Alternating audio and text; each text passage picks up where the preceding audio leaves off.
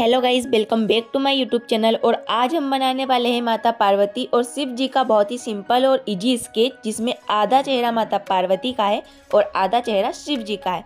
और ये है वो आर्ट मटेरियल जो मैंने इस स्केच को बनाने के लिए यूज़ किए।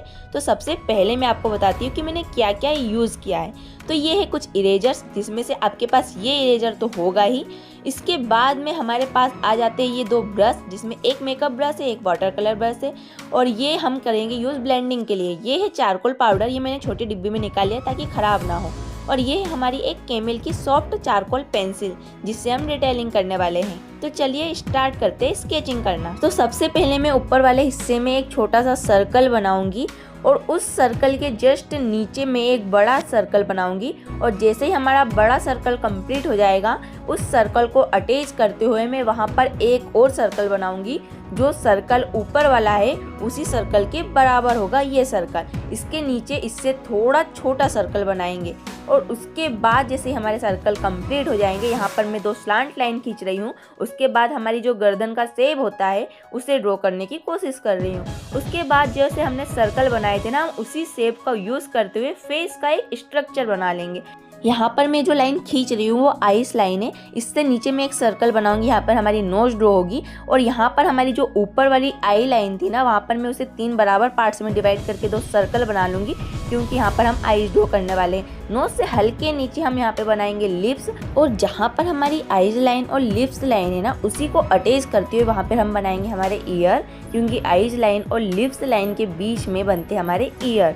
अब इसके बाद यहाँ पर मैं दे रही हूँ हेयर लाइन। तो जैसे जैसे मैं डिटेलिंग कर रही हूँ ना, इसमें आपको इसी तरह से करना है। और इस मेथड को आप किसी भी फेस ड्राइंग के लिए यूज़ कर सकते हो। बस ऊपर वाला सर्कल हटा देना है, क्योंकि मैंने ऊपर वाला सर्कल ड्रॉ किया है, क्योंकि यहाँ पर हम जो महादेव जी और माता पार्वती जी का ऊपर जोड़ा होता है ना, उसे ड्रॉ करने वाले।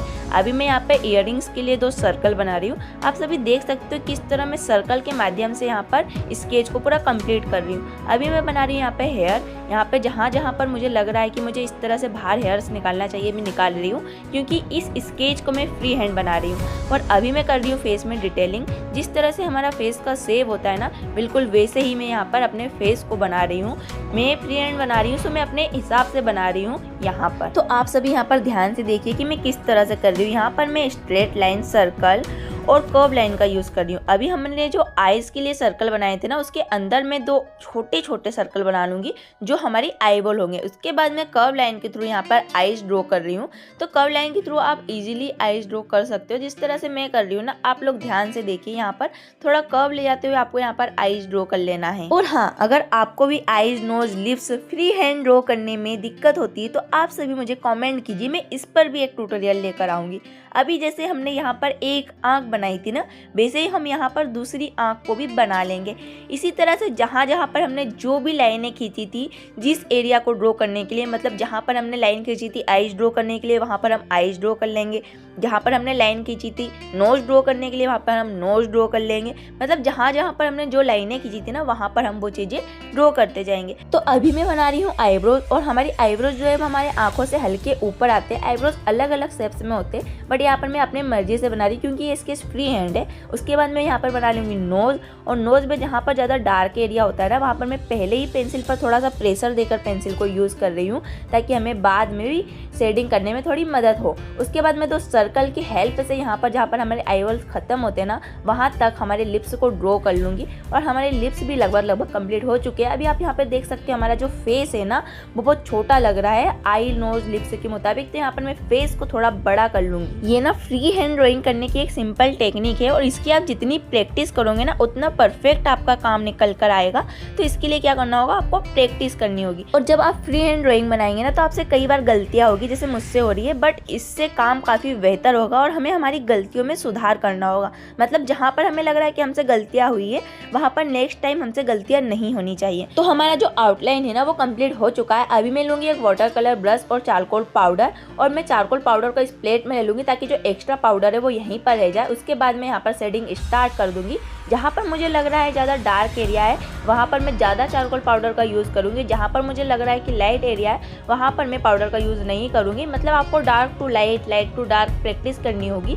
और जहाँ पर हमें लगता है कि ज़्यादा डार्क एरिया होता है, वहाँ पर आपको पाउडर का 2 से 3 बार यूज़ करना है। तो पहले आप फर्स्ट लेयर यूज़ कर लीजिए। फर्स्ट लेयर में आपको जहाँ जहाँ लग रहा है कि डार्क एरिया है वहाँ पर आपको फर्स्ट लेयर में चारकोल पाउडर से अच्छी तरह से ब्रश में लेकर अच्छी तरह से शेडिंग कर देना है। उसके बाद आपको लग रहा है जहाँ पर और भी ज़्यादा डार्क है तो आप दोबारा से वहाँ पर चारकोल पाउडर की एक सेकंड लेयर चढ़ा सकते हो, जिससे थोड़ा और अच्छा रिजल्ट आएगा। तो यहाँ पर आप लोग ध्यान से देखिए कि मैं किस तरह से कर रही हूँ। तो चलिए मैं आप सभी को चारकोल पाउडर से इजीली शेडिंग करने का तरीका बताती हूँ। आपको क्या करना है, जैसे मैंने यहाँ पर एक प्लेट लेना है, इसे प्लेट ले लेना है और जो भी एक्स्ट्रा पाउडर हमारे ब्रश में होता है ना उसे वहीं पर निकाल देना है। क्यों?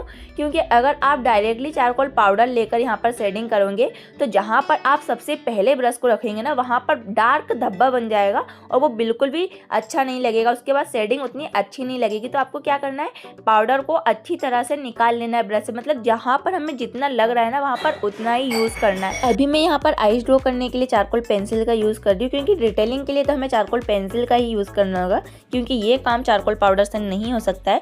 मतलब अगर आप स्मूथ शेडिंग चाहते हो ना तो आप यहाँ पर चारकोल पाउडर का यूज़ कीजिए और डिटेलिंग के लिए चारकोल पेंसिल का। अगर आप और भी बेहतर शीट लेंगे ना तो उससे और भी बेहतर रिजल्ट निकल के आएंगे। ये तो एक नॉर्मली शीट है जिसका मैं यहाँ पर यूज़ कर रही हूँ। तो जहाँ पर मुझे लग रहा है ज़्यादा डार्क एरिया है वहाँ पर मैं चारकोल पेंसिल का यूज़ करूँगी और जहाँ पर मुझे स्मूथ शेडिंग चाहिए ना वहाँ पर मैं चारकोल पाउडर का यूज़ करूँगी।